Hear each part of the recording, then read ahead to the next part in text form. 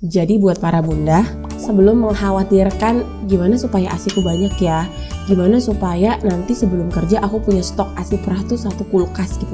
Sebelum mengkhawatirkan semua hal itu, yang paling utama adalah kita memantapkan proses menyusuinya.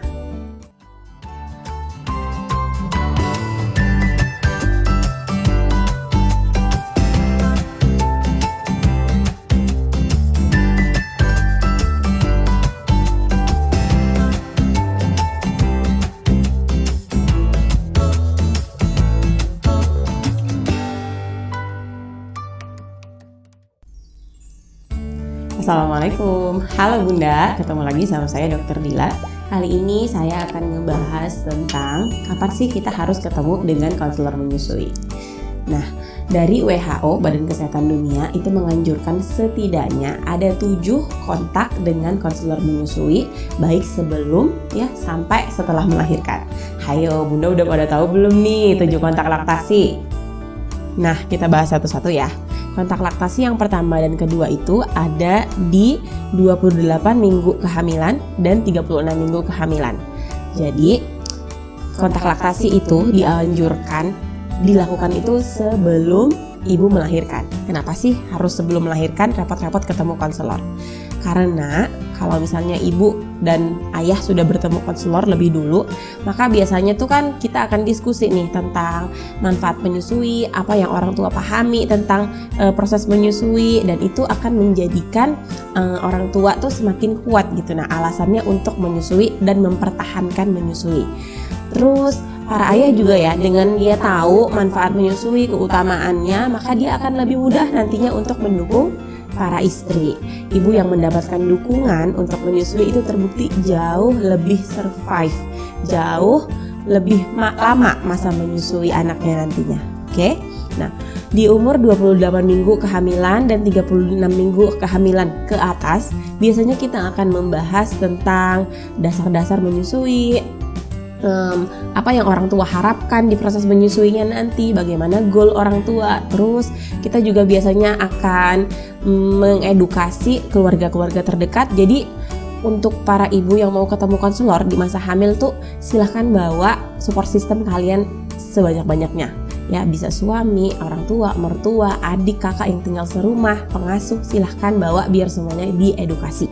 Nah, terus kita juga biasanya akan juga mengecek ya gimana kondisi fisik ibu ya, payudara, membentuk puting yang biasanya sangat mengkhawatirkan, dan kita tuh nanti bisa bikin plan yang konkret ke depannya tuh ibu mau gimana nih. Kalau misalnya proses menyusuinya supaya berjalan lancar, nanti ibu harus apa, bapak harus apa, dan yang lain-lainnya. Banyak banget sebenarnya yang bisa dieksplor ketika ibu bapak bertemu dengan konselor di saat masih hamil. Jadi kita memang benar-benar bisa lebih prepare. Oke.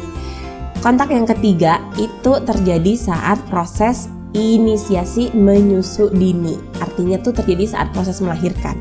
Ya. Di sini tuh memang sebaiknya tuh didampingi oleh konselor di rumah sakit yang sudah memiliki konselor menyusui yang cukup ya. Biasanya pada saat IMD ibu bisa didampingin sama konselor, ibu dibantu ya, tapi bukan dibantu untuk nyorong bayinya ke payudara. Oke? Ibu dan bayi itu diberikan kesempatan untuk bertemu, saling kenal ya selama proses IMD dan menikmati prosesnya. Biasanya konselor tugasnya hanya mendampingi. Oke? Nah, terus kontak yang keempat itu ada di masa setelah melahirkan. Hari pertama, kedua, ketiga, saat biasanya ibu masih dirawat. Dan ini adalah masa-masa yang mungkin dirasakan paling berat ya. Karena pasti rasanya hidup ibu berubah sekali ya. Dan ibu mungkin masih canggung menghandle bayinya. Di sini konselor akan membantu ibu gimana caranya menyusui yang benar ya, membantu untuk posisi dan pelekatan, membantu ibu menemukan posisi yang paling tepat dan paling nyaman untuk ibu. Kita juga biasanya akan mengedukasi ibu tentang melihat tanda-tanda kecukupan ASI pada bayi. Dan biasanya sih kalau saya sendiri akan ngajarin gimana cara ngegendong, ngehandle bayi, termasuk ke para ayah. Kontak yang kelima itu ada di nifas hari ke-7. Kontak ke-6 di nifas hari ke-14. Jadi biasanya tuh kita menganjurkan ibu yang baru melahirkan untuk kontrol kembali di hari ke-7 dan hari ke-14. Kenapa? Karena kita mau menilai gimana sih proses menyusuinya selama di rumah. Apakah nyaman atau malah sebaliknya, malah putingnya lecet, payudaranya jadi bengkak, proses menyusui terasa sangat sakit, tidak nyaman dan segala macam. Jadi buat para bunda, sebelum mengkhawatirkan gimana supaya ASIku banyak ya, gimana supaya nanti sebelum kerja aku punya stok ASI perah tuh 1 kulkas gitu. Sebelum mengkhawatirkan semua hal itu, yang paling utama adalah kita memantapkan proses menyusuinya. Kalau proses menyusuinya udah mantap, kita bisa membangun suplai ASI yang cukup sehingga untuk kedepannya nanti itu kita bisa meminimalisir berbagai macam masalah. Dan bunda bisa lebih tenang karena kalau produksi ASInya sudah stabil, untuk persiapan bekerja itu bunda sudah bisa pumping nantinya. Oke? Nah, kontak laktasi yang ke-7 itu ada di nifas hari ke-40. Kita tahu pada beberapa negara atau beberapa kebudayaan itu menganjurkan ibu yang baru melahirkan tidak keluar rumah sampai umur bayinya tuh 40 hari. Ya. Jadi biasanya itu kita anjurin kalau bunda nggak bisa datang di hari ke-7 atau ke-14, seenggaknya bunda bisa datang di hari ke-40.